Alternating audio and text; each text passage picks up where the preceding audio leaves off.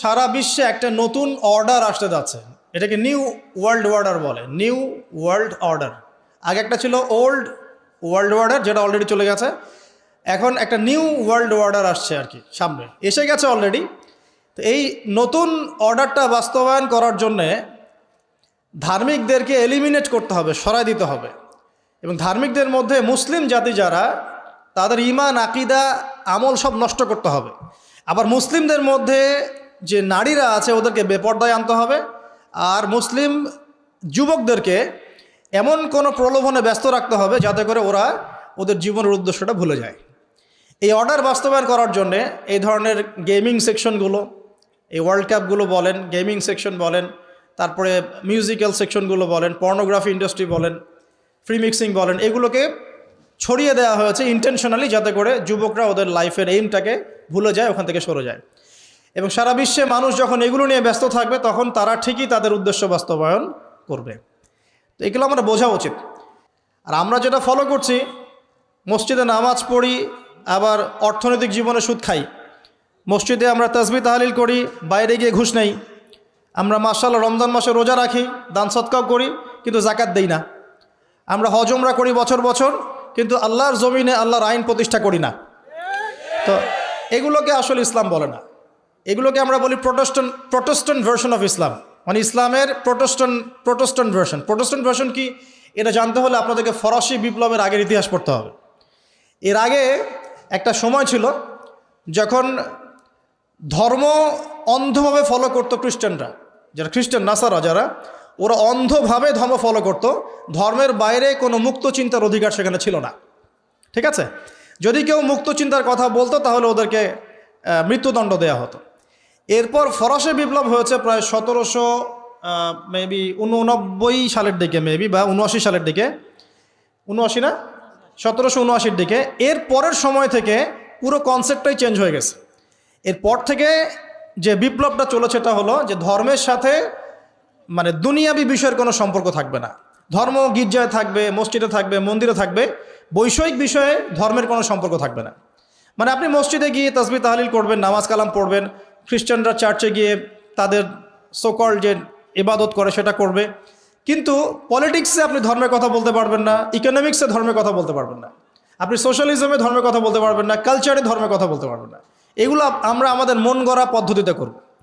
এই যে মানে ধর্মটাকে এলিমিনেট করে দেয়া বৈষয়িক জীবন থেকে, এই বিপ্লবটা শুরু হয়েছে ফরাসি বিপ্লবের পর থেকে আর কি। তো ইসলাম কিন্তু এটার নাম নয় যে আমি আল্লাহ পাকের প্রত্যেকটা বিধানকে চ্যালেঞ্জ করব, এর পিছনে যুক্তি দর্শন বিজ্ঞান খুঁজবো তারপরে মানব, এর নাম ইসলাম নয়। ইসলাম হচ্ছে আল্লাহ পাকের কোনো বিধান যদি অভ্রান্তভাবে চলে আসে এবং প্রমাণিত হয় যে হ্যাঁ এটা আল্লাহর বিধান, বিনা বাক্য ব্যয়ে সেটা মানতে হবে, এর নাম ইসলাম। কিন্তু এখন এভাবে মানতে গেলে আপনাকে বলা হবে আপনি ধর্মান্ধ, কোনো কোনো ক্ষেত্রে আপনাকে মৌলবাদী শব্দ শুনতে হতে পারে। তবে বিষয়টা হচ্ছে যে একটু বোঝেন, আগে কথাগুলো বোঝেন। যদি আপনি আমার সাথে দ্বিমত থাকেন তারপরে বুঝে দ্বিমত পোষণ করেন, তাই বলছি আর কি। আগে বোঝেন তারপর দ্বিমত পোষণ করেন। ইমানের কয়টা পিলার বলেন তো? না, ইমানের পিলার 6টা। কয়টা? 6টা। ইসলামের পিলার 5টা। ইমানের কয়টা? 6টা। ইসলামের কয়টা? 5টা। ইসলামে পড়ে আসে, ইমানে আসে। ইমানের যে 6 পিলার আল্লাহ পাক যে কুরআনুল কারীমে বলেছেন, আলিফ লাম মিম যালিকাল কিতাব লা রাইবা ফি। আলিফ লাম মিম, এই কিতাব এমন এক কিতাব যে কিতাবে কোনো সন্দেহ নাই। কে বলছেন এটা? আর আল্লাহ পাক কি মিথ্যা বলতে পারেন? না। আল্লাহ রাব্বুল আলামিন বলছেন এই কিতাবে কোনো সন্দেহ নাই, অ্যাবসলিউটলি নো ডাউট, এই কিতাবের মধ্যে এক জাররা পরিমাণ কোনো সন্দেহ নাই। লা রাইবা ফি হুদাল লিল মুত্তাকিন, এই সন্দেহ মুক্ত কিতাবটা মুত্তাকিদের জন্য হেদায়েত। ঠিক আছে? আর মুত্তাকি কারা? আল্লাহ বলছেন আল্লাযীনা ইউমিনুনা বিল গায়বি, যারা গায়েবে বিশ্বাস করে। কিসে বিশ্বাস করে? তো মুত্তাকি হতে হলে আমাকে গায়েবে বিশ্বাস করতে হচ্ছে। এখন গায়েব কি? এই উত্তর হচ্ছে গায়েব হচ্ছে 6টা বিষয়। কয়টা বিষয়? 6টা। উত্তর আছে সূরা নিসার মধ্যেও আছে, হাদিসে জিবরিলের মধ্যেও আছে, যে যদি আপনি মুমিন হতে চান তাহলে ইমানের 6 পিলারে বিশ্বাস করতে হচ্ছে। 1 নম্বর আল্লাহ বিশ্বাস, 2 নম্বর ফেরেশতাগণে বিশ্বাস, 3 নম্বর আসমানি কিতাব, 4 নম্বর নবী রাসূলগণ, 5 নম্বর পরকাল, আর 6 নম্বর কি?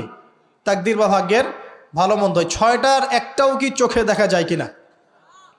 হয়তো কোরআনটা আমরা খালি দেখি, আসমানি কিতাবের মধ্যে কোরআনটাকে দেখি আর হাদিসগুলোকে দেখি, তাও কিতাব আকারে, আমরা কিন্তু নবীদের মধ্যেও কোনো নবীকে দেখি না, দেখি?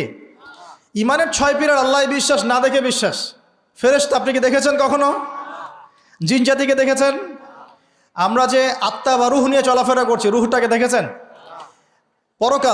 পরকালে আমরা যে যাব, কবর, কিয়ামত, হাসর, মিজান, পুলসিরাত, সওয়াল জবাব দেখেছি আমরা? কিচ্ছু দেখি নাই। হাউজে কাউসার দেখেছেন? তাকদীর, ভাগ্যের ভালো মন্দ আল্লাহ পাক তাকদীর লিখে রেখেছেন, কোনো ব্যত্যয় ঘটবে না, দেখেছি আমরা? তো ইমানের 6 পিলার সবই তো গায়েব, অদৃশ্য। এখন অদৃশ্যে বিশ্বাস না করলে আমি মুমিন হতেই পারছি না। অদৃশ্যে বিশ্বাস না করলে আমি মুমিনই হতে পারছি না। মুসলিম হওয়া তো আরও দূরের কথা। তো বিশ্বাসী হতে হলে আমাকে গায়েবে বিশ্বাস করতে হচ্ছে, যেগুলো দেখা যায় না। এখন আল্লাহ পাকের কোনো আদেশ চলে আসলে না দেখেই তো বিশ্বাস করতে হবে, এর নামই তো ইসলাম। এখন এই বিশ্বাসকে যদি আপনি বলেন ধর্মান্ধতা, তাহলে তো সমস্যা। কারণ কোনো ক্ষেত্রে আমাদেরকে না দেখেই আল্লাহর উপর তাওয়াক্কুল, বিশ্বাস করতে হচ্ছে। তো ইসলাম অর্থ হচ্ছে আল্লাহ পাকের আদেশ নিষেধগুলোকে মেনে নিয়ে আত্মসমর্পণ করার পর শান্তি অর্জন করা, আত্মসমর্পণের মধ্য দিয়ে শান্তি অর্জন করা।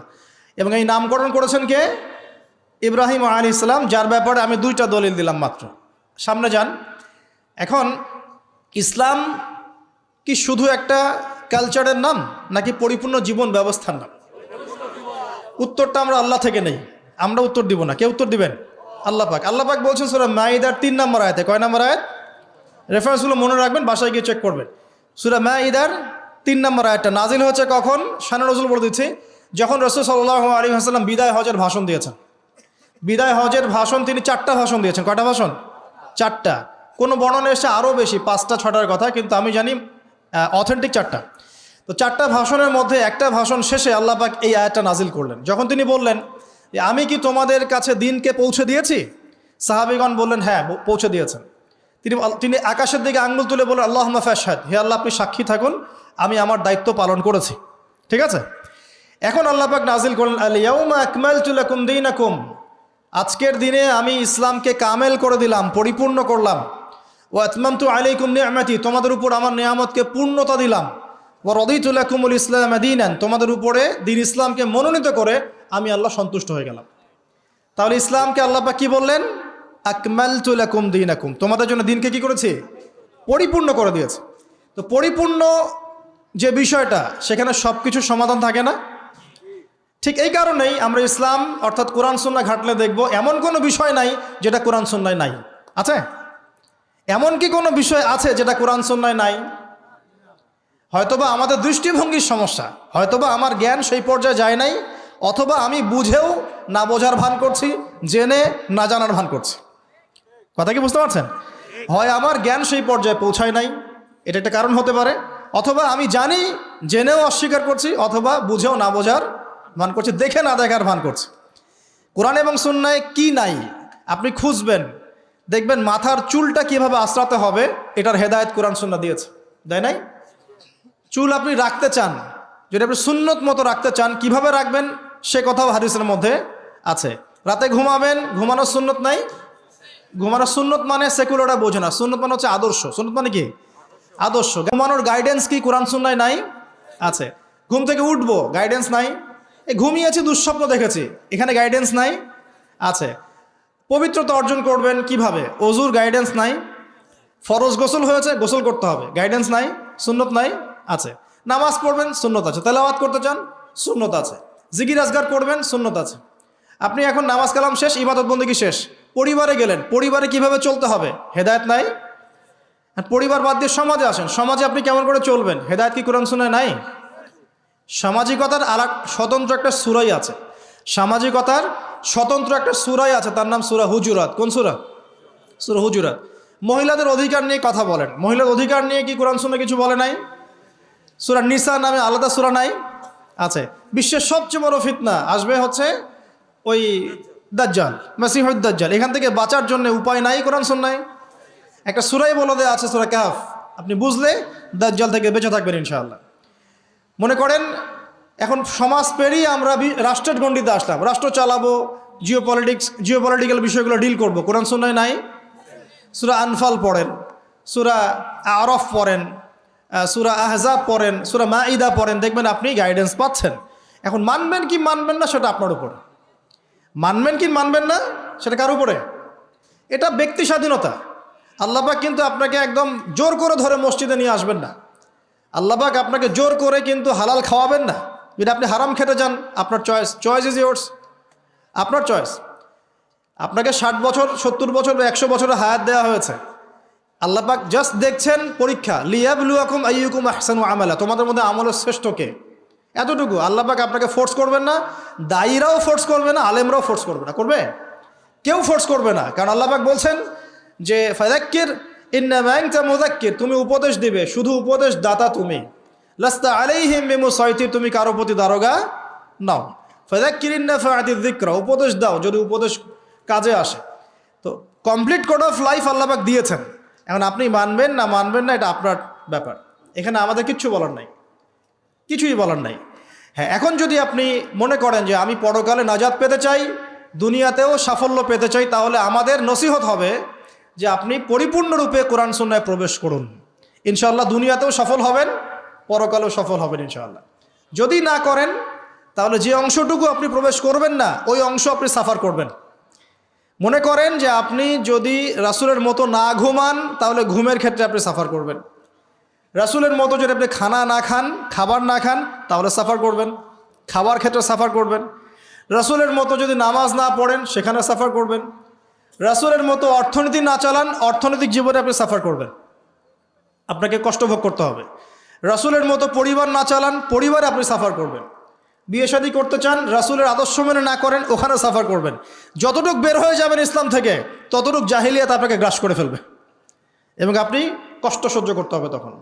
আর যদি পরিপূর্ণ ইসলাম থেকে দূরে থাকেন তাহলে পরকালটা পুরাই বরবাদ এবং দুনিয়া তো বরবাদ হবেই। আল্লাহ পাক এভাবে একটা কোড অফ লাইফ দিয়েছেন। তাহলে আমরা শিখলাম যে ইসলাম একটা দিন, মানে কোড অফ লাইফ, জীবন ব্যবস্থা, যেখানে জীবনের প্রত্যেকটা বিষয়ের সমাধান আছে। মানা না মানার এখতিয়ার কার? নিজের, আপনার, কেউ ফোর্স করবে না। তারপর কি এটা ছাড়া কি অন্য কোনো দিন চলবে কি না? ইসলাম ছাড়া অন্য কোনো ইজম, অন্য কোনো মতবাদ, তরিকা বা অন্য কোনো জীবন দর্শন চলবে কি না? এটা একটা বড় প্রশ্ন। উত্তর কি? উত্তর আমরা কোথা থেকে নিব? কোরআন থেকে। আল্লাহ কি বলছেন চলুন দেখি। আল্লাহ পাক বলছেন সূরা আলী ইমরানের 85 নম্বর আয়াত। কত নম্বর আয়াত? আলী ইমরান 85। আল্লাহ পাক বলছেন ওয়া মান ইয়াবতাগি গায়রাল ইসলামি দীনান ফালা ইউকবালা মিন, কেউ যদি ইসলাম ছাড়া অন্য কোনো দর্শন, অন্য কোনো দিন, অন্য কোনো জীবন ব্যবস্থা, অন্য কোনো কোড অফ লাইফ ফলো করে, ফালা ইউকবালা মিন, কোশ্চিন কালেও কবুল করা হবে না। ফালা ইউকবালা, এখানে আরবি গ্রামার অনেক স্ট্রং, মানে এখানে বলা হচ্ছে কোনোভাবেই কবুল করা হবে না। এমন না যে হ্যাঁ সুযোগ আছে, মানে অল্প একটু হবে অল্প একটু হবে না, চান্স আছে, এমন না। ফালা ইউকবালা, কোশ্চিন কালেও কবুল করা হবে না। তাহলে ইসলাম ছাড়া অন্য কোনো দর্শন মানলে চলবে? এটা কার কথা? এখন আল্লাহ পাক কিন্তু আপনাকে ফোর্স করবেন না, আল্লাহ আপনাকে জানিয়ে দিচ্ছেন ডিসিশন আপনার, দুনিয়া এবং আখিরাত আপনার, যার যার দিন তার তার, যার যার কবর তার তার। আল্লাহ পাক দেখছেন লিয়াবলুয়াকুম আইয়ুকুম আহসানু আমালা, কে আমল উত্তম, কে সর্বশ্রেষ্ঠ। তবে আল্লাহ পাক যখন ধরবেন ভাই, কঠিন ধরা ধরবে ইনশাআল্লাহ তাআলা। আল্লাহ রাব্বুল আলামিন যখন ধরবেন, ছাড় দিতে দিতে দিতে দিতে যখন ধরবেন, এমনভাবে ধরবেন যে একদম ছিন্ন ভিন্ন করে রেখে দেবেন। এটা আল্লাহর সুন্নাত। আল্লাহ রাব্বুল আলামিন সবসময় কঠিনভাবে ধরেন না, কিন্তু ছাড় দেন ছাড় দেন ছাড় দেন ছাড় দেন, লম্বা করেন, সময়টা লম্বা করেন, যাতে করে তার বিরুদ্ধে আল্লাহর প্রমাণ শক্ত হয়। তারপর যখন ধরবেন, এমন ধরা ধরবেন একদম ছিন্ন ভিন্ন করে রেখে দেবেন ইনশাআল্লাহ। এটা আল্লাহ পাকের সুন্নাত। দুনিয়াতে ধরলে তাও ভালো, যে পরকালটা হয়তো বেঁচে যাওয়ার সম্ভাবনা আছে। আর দুনিয়াতে না ধরে যদি পরকালে ধরেন তাহলে কোনো অবস্থা খারাপ, কোনো সুযোগ নেই, কারণ তখন তো আমল করার কোনো চান্স নাই। ইসলাম শিখলাম, এখন প্রশ্ন হচ্ছে ইসলাম কি নতুন কোনো দিন কিনা? উত্তর কি হবে? ইসলাম কি নতুন রিলিজন?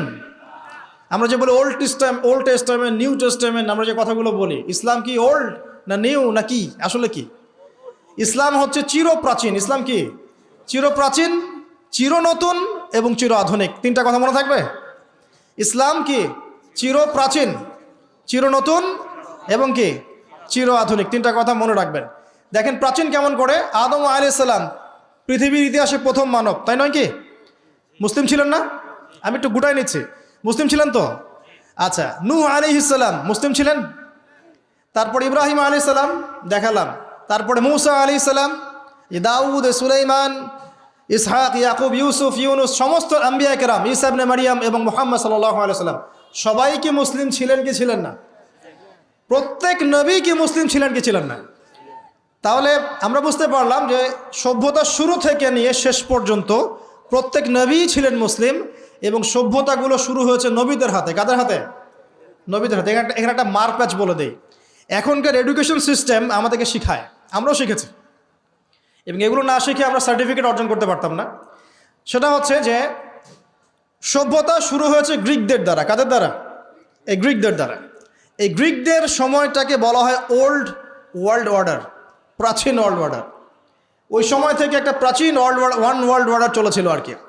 তারপরে এই ফরাসি বিপ্লবের পরের সময়টা এসেছে, কিন্তু ওইটা শেখানো হয় প্রত্যেক সমাজবিজ্ঞান বইগুলো দেখবেন, মনে হয় যেন এই পৃথিবীর নবী হচ্ছে গ্রিক দার্শনিক অ্যারিস্টটল।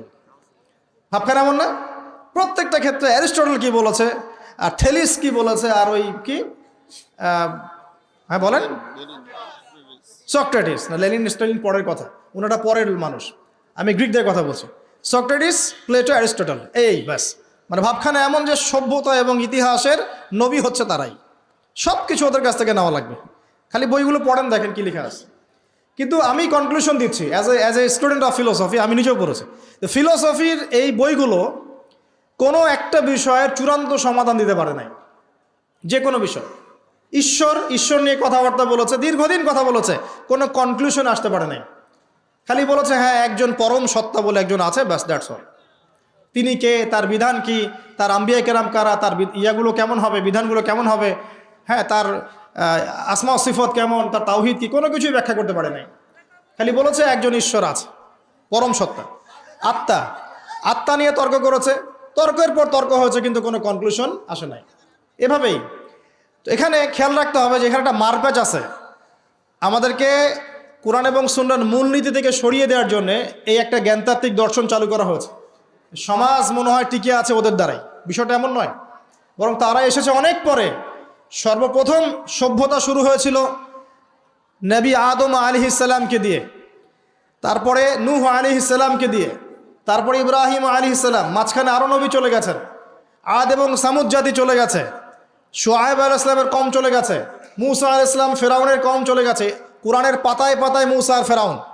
যদি খালি মাথার মধ্যে নেন যে ফেরাউনের সময় যে পিরামিডগুলো কিভাবে তৈরি হলো, আপনার মাথা ঘুরে যাবে। এখনও এটা মিস্টেরিয়াস, মানুষ বের করতে পারছে না কিভাবে তৈরি হলো। আমরা তো বলি এখন গণিতের যুগ, খুব এগিয়ে যাওয়ার যুগ। এত সহজ ছিল না এই পিরামিডের গাণিতিক ক্যালকুলেশন মেলানো। গত লেকচারে বলেছিলাম যে বিশ্বের সবচেয়ে বড় বড় সেক্টরগুলো, যেমন অ্যালগোরিদম, যেটা ছাড়া আপনি এই বিশ্বের কোনো ডিজিটাল বিষয় করতে পারতেন না, এটা আসছে মুসলিমদের হাত থেকে। এই যে জাহাজ শিল্পের কথা বলেন, এক্সপোর্ট ইম্পোর্ট পুরোটাই কলাপস করতো জাহাজ শিল্প না থাকলে। এটা এসেছে নূহ আলাইহিস সালামের হাত দিয়ে। বিশ্বের ইতিহাসে এর আগে কোনো নৌযান তৈরি করা হয় নাই, হয়েছে? হয় নাই। এই যে আমরা বলি যে কেমিস্ট্রির কথা, জাবর ইবনে হাইয়ানের নাম শুনেছেন কিনা? কেমিস্ট্রির যে পর্যায় সারণীর মূল তত্ত্ব তিনি দিয়েছেন। ভূগোল, এই ভূগোলের জিওগ্রাফিক্যাল ম্যাপসগুলো মুসলিমরা দিয়েছে। মেডিকেল সায়েন্সের কথা বলেন, ইবনে সিনার বইগুলো পড়ে দেখেন, ওগুলো ছিল বেসিক বই।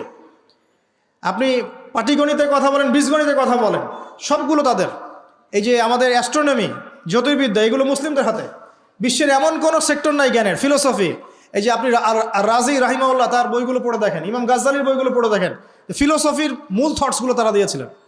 এখন কি হয়েছে, এগুলোকে সরিয়ে দিয়ে আমরা পশ্চিমা দর্শনগুলো চর্চা করি যেহেতু, আর সবাইকে গিলানো হচ্ছে এগুলোই সভ্যতা, এর বাইরে কোনো সভ্যতাই ছিল না। যে সভ্যতায় এখনও ছেলেতে বিয়ে করে, এরা মানুষকে সভ্য বানাতে চায়। দুর্ভাগ্য এখানে, ওরা এখনও ছেলে বিয়ে করে এবং বলে যে এটা হচ্ছে বাক স্বাধীনতা, ব্যক্তি স্বাধীনতা, ব্যক্তি স্বাধীনতা। তো যে কওমে লূতকে এই সমকামিতার কারণে আল্লাহ পাক মাটিটা উপরে তুলে আবার ধসিয়ে দিলেন, ওখান থেকে আমাকে এখন মানবতার শিক্ষা শিখতে হচ্ছে। এরা মানবতার ধ্বজাধারী হয়ে আছে এখন, যাদের হাতে সারা বিশ্বের হাজার হাজার না লক্ষ লক্ষ মানুষের রক্ত লেগে আছে, রক্ত, ব্লাড। এবং এই ব্লাডগুলো ইনোসেন্ট মানুষের ব্লাড, নিষ্পাপ মানুষের ব্লাড, নিষ্পাপ শিশুদের ব্লাড লেগে আছে। ওদের কাছে আমাদের শিখতে হচ্ছে এখন যে মানবতা কাকে বলে। এর চেয়ে দুঃখের আর কি আছে মুসলিমদের জন্য? যারা সারা বিশ্বে সুদ খাওয়াচ্ছে মানুষকে, ওদের কাছে শিখতে হচ্ছে যে অর্থনীতির প্রোগ্রেস কেমন করে হবে। কথা বুঝতে পারেন না হয়তো। বুঝবেন ইনশাল্লাহ একদিন। তো আসলে বিষয়টা এমন না, বিষয়টা হচ্ছে যে ইসলাম আল্লাহ পাক দিয়েছেন প্রাচীন কাল থেকেই এবং আধুনিক পর্যন্ত ইসলাম আছে। এর বাইরে কিছু মতবাদগুলো চলছে, এগুলোকে আমরা ইসলামের সাথে গুলিয়ে ফেলেছি আর কি। কারণ এগুলোর বাহ্যিক চাকচিক্য আছে, দেখে মনে হয় যে বস্তুবাদী সভ্যতা, mills and factories and finance, economic sector অনেক স্ট্রং, অনেক মিলিটারি পাওয়ার, পারমাণবিক ওয়েপন্স, এগুলো দেখলে মানুষের চোখ ধাঁধিয়ে যায়, মনে হয় যে বাপরে বাপ কী একটা অবস্থা, তাই না? এটা বিগত জাস্ট 200 বছরের হিস্ট্রি। এর আগ পর্যন্ত আপনি যা দেখবেন সবই ইসলাম। লাস্ট 200 বছরে কি হয়েছে? লাস্ট 200 বছরে আমরা আমাদের খিলাফা হারিয়ে ফেলেছি। মুসলিম যুবকরা নামাজ ছেড়ে দিয়েছে, সুন্নত ছেড়ে দিয়েছে, কোরআন থেকে আমরা দূরে সরে আসছি। ইসলামের দায়িত্ব দিয়ে দিয়েছি শুধু আলেম ওলামার কাঁধে, তারাই ইসলাম পালন করবে, আমরা এর মধ্যে নাই। ঠিক আছে? আমাদের মা বোনরা পর্দা ছেড়ে দিয়েছে, হাজারার মতো স্ত্রী নাই ঘরে, ইসমাইলের মতো সন্তান হচ্ছে না, ইব্রাহিমের মতো পিতা নাই, সন্তান হচ্ছে না। বস্তুবাদী, সারা জীবন দুনিয়া নিয়ে ব্যস্ত, বাড়ি গাড়ি টাকা করে স্ট্যাটাস, দ্যাটস অল। আমাদের এখন চিন্তা ভাবনা এরকম। যুবকরা দেখবেন যে ফিফা টিফা নিয়ে পড়ে আছে, নেইমার মেসি নিয়ে পড়ে আছে। ওদের চিন্তাই নাই যে আল্লাহ পাক যে তাকে পৃথিবীতে পাঠিয়েছেন দিনটা প্রচার প্রসার প্রতিষ্ঠা করার জন্য, ফিকিরই নাই। কেন হবে না আমাদের অবস্থা এখন এমন, সেটা বলে না। কত পার্সেন্ট মানুষ দেখাবেন নামাজ পড়ে 5 ওয়াক্ত, কত পার্সেন্ট মুসলিম দেখাবেন যে কোরআনটা বিশুদ্ধ করে তেলাওয়াত করতে পারে? যে জাতি কোরআন তেলাওয়াত করতে পারে না, ওই জাতি বিজয় পাবে নাকি? একটা বই লিখে আছে, একটা কমন মানে একটা ফেস, অনেক বই দেখেছি, একটা বই দেখলাম সেদিন যে অমুসলিমদের ব্যাপারে বলা হচ্ছে তারা হচ্ছে একটা ওর্স্ট জিনিস, মানে যেটা একটা খারাপ জিনিস, এর সফল প্রচারক। আর মুসলিমদের ব্যাপারে বলা হচ্ছে মুসলিমরা একটা সুপিরিয়র একটা জিনিস তাদের কাছে আছে, মানে ইসলাম, এর ওর্স্ট প্রচারক, মানে খারাপ প্রচারক। মানে বোঝাচ্ছে যে ইসলাম আমাদের কাছে আছে না, সবচেয়ে পিওর একটা জিনিস, এই পিওর জিনিসটার সবচেয়ে খারাপ প্রচারক আমরা। আর ওদের কাছে আছে নোংরা জিনিস, ওই নোংরা জিনিসগুলো সেরা প্রচারক ওরা। উল্টা, আমি বুঝতে পারছি না মনে হয়। যত মতাদর্শ প্রচার করছে বস্তা পচা দর্শন, সব বস্তা পচা দর্শন, কিন্তু ওগুলোর খুব সফল প্রচারক তারা। আর আমাদের কাছে কোরআন সুন্নাহ আছে না, অভ্রান্ত সত্যের উৎস, আমরা এগুলোর প্রতিষ্ঠায় কিন্তু ততটা অগ্রগতি সাধন করতে পারি নাই। বাস্তব কথা, যা হচ্ছে এটা প্রয়োজনের তুলনায় নিতান্তই কম। যেদিন প্রয়োজন পূরণ হবে সেদিন ইনশাআল্লাহ অটোমেটিকলি আল্লাহ পাকের জমিনে দিন প্রতিষ্ঠা হয়ে যাবে ইনশাআল্লাহ। আর দিন প্রচার আর প্রতিষ্ঠা এক জিনিস নয়।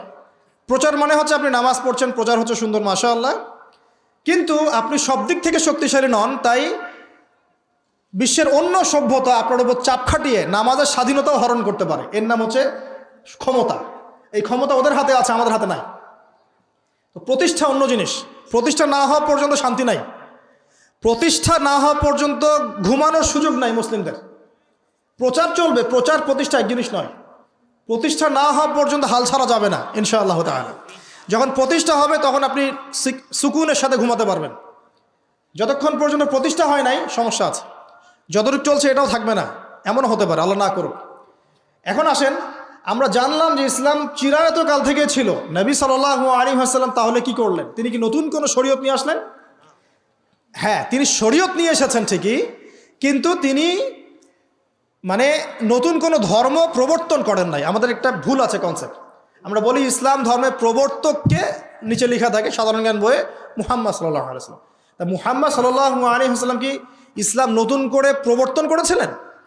বরং নতুন করে তিনি শরীয়তটা প্রচার করেছেন। তিনি কি লা ইলাহা ইল্লাল্লাহের দাওয়াত ছাড়া অন্য কোনো দাওয়াত দিয়েছেন? আর নূহ আলাইহিস সালামও তো লা ইলাহা ইল্লাল্লাহেরই দাওয়াত দিয়েছেন। আদম আলাইহিস সালাম কিসের দাওয়াত দিয়েছেন? লা ইলাহা ইল্লাল্লাহ। প্রত্যেক নবী কিসের দাওয়াত দিয়েছেন? ফেরাউনের সামনে মূসা কি বলেছেন? আল্লাহ ছাড়া কোনো ইলাহ নাই, তুমি তার ইবাদত করো, তাই না? তাহলে প্রত্যেক নবী লা ইলাহা ইল্লাল্লাহের দাওয়াত দিয়েছেন। নবী সাল্লাল্লাহু আলাইহি ওয়াসাল্লামের সময় এটাকে রিফর্ম করা হয়েছে, মানে শরীয়তটাকে নতুন নবায়ন করা হয়েছে। তো নবী সাল্লাল্লাহু আলাইহি ওয়াসাল্লামের শরীয়ত আসার পর আগের শরীয়তগুলো চলবে কিনা? চলবে? যদি কেউ মনে করেন নবী সাল্লাল্লাহু আলাইহি ওয়াসাল্লামের শরীয়ত আসার পরেও আগেরগুলোও চলবে, তাহলে কুফরের মতো থাকবে, থাকবে না? এখন এখান থেকে আমি আপনাকে বাকি অর্ধেকের দিকে নিয়ে আসি, একটু খেয়াল করেন। নবী সাল্লাল্লাহু আলাইহি ওয়াসাল্লামের এই ইসলাম প্রচার প্রসার আর প্রতিষ্ঠা করতে 23 বছর লেগেছে। কত বছর? উনি যখন নবী হয়েছেন তখন আরবের সমাজটার মধ্যে শিরিক দিয়ে ভর্তি ছিল। শিরিক আর শিরক, যে কোনো এমন কোনো শিরিক নাই যেটা আরবে ছিল না আর কি। ঠিক আছে, স্ট্যাচু ওয়ার্শিপ হতে পারে, কবর পূজা হতে পারে, মৃত মানুষের পূজা হতে পারে, নাস্তিকতার চর্চা হতে পারে, সমস্ত শিরকের প্রকারভেদ আরবে ছিল। ওই সময়ে সুদের প্রচলন ছিল, ইকোনমিক সেকশনে মানুষ সুদ খাইত। ওই সময় মদ ছিল, মদ মানুষ অ্যাভেলেবল মদ পান করতো। নারীর অবমাননা ছিল, মেয়েদেরকে খুব একটা মূল্যায়ন করা হতো না। আর গোত্রীয় হানাহানি ছিল, মানে গোত্রে গোত্রে হানাহানি। একটু অবজার্ভ করেন, এই 5টা সমস্যা কি এখন নাই? এখনকার বিশ্বে নাই। বরং শিরকের এখন গ্লোবালাইজেশন হয়েছে, হয় নাই? ইকোনমিক সেকশনে সুদের গ্লোবালাইজেশন হয়েছে না? এখন একটা জায়গায় সুদ সীমাবদ্ধ নাই, সারা বিশ্বের মানুষ খাচ্ছে, খাচ্ছে না? মাদক কি একটা জায়গায় সীমাবদ্ধ আছে? না, সারা বিশ্বের মানুষ খায়, ছড়িয়ে দেওয়া হয়েছে, ছড়িয়ে। সীমান্ত অঞ্চলগুলোতে গিয়ে দেখবেন দেধার সে মাদকের প্রবেশ হচ্ছে, হচ্ছে না? খাচ্ছে কারা? এই যে নেইমার আর মেসির ফলোয়ার যারা, ওরা খাচ্ছে না? খাচ্ছে। এরা কি মুসলিম না মুসলিম? এদের বাবা মুসলিম না মুসলিম? তাহলে গরুর গোশত খেলেই যদি মুসলিম হয়, আর নাম আব্দুল্লাহ আব্দুর রহমান হলেই যদি মুসলিম হওয়া যায়, তাহলে আবু জেহেলও মুসলিম ছিল। কথা বোঝেন নাই?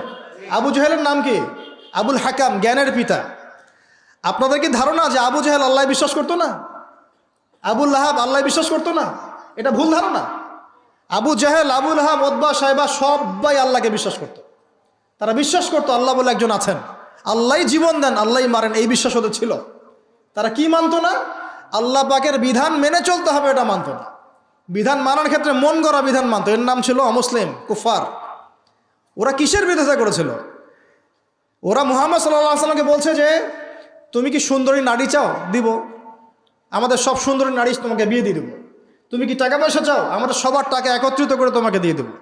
তুমি কি ক্ষমতা চাও? ক্ষমতা, কাবা ঘরের চাবি তোমাকে দিয়ে দেবো। এগুলো অফার কি লোভনীয় না? আর নবী সাল্লাল্লাহু আলাইহি ওয়াসাল্লাম বলছেন যে আমি আপনাদেরকে আরেকটা প্রস্তাব দেই, এটা যদি মেনে চলেন তাহলে আপনারা আরব আজম উভয়ের রাজত্ব পাবেন, নেতৃত্ব পাবেন। তারা বলছে কি সেটা বলো? তখন তিনি বলছেন কুলু লা ইলাহা ইল্লাল্লাহ তুফলিহুন, আপনারা খালি বলেন যে লা ইলাহা ইল্লাল্লাহ, আল্লাহ ছাড়া কোনো ইলাহ নাই, মানে আল্লাহ ছাড়া কোনো বিধানই নাই, আল্লাহ ছাড়া কোনো উপাস্য নাই, মানে জীবনের প্রতিটা ক্ষেত্রে আল্লাহ ইলাহ, তাহলে সফল হয়ে যাবেন।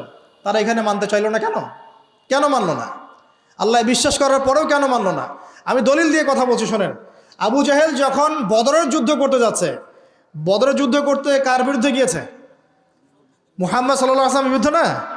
বদরের যুদ্ধ করার আগে আবু জাহেল গিয়েছে কাবা ঘরে। কোথায়?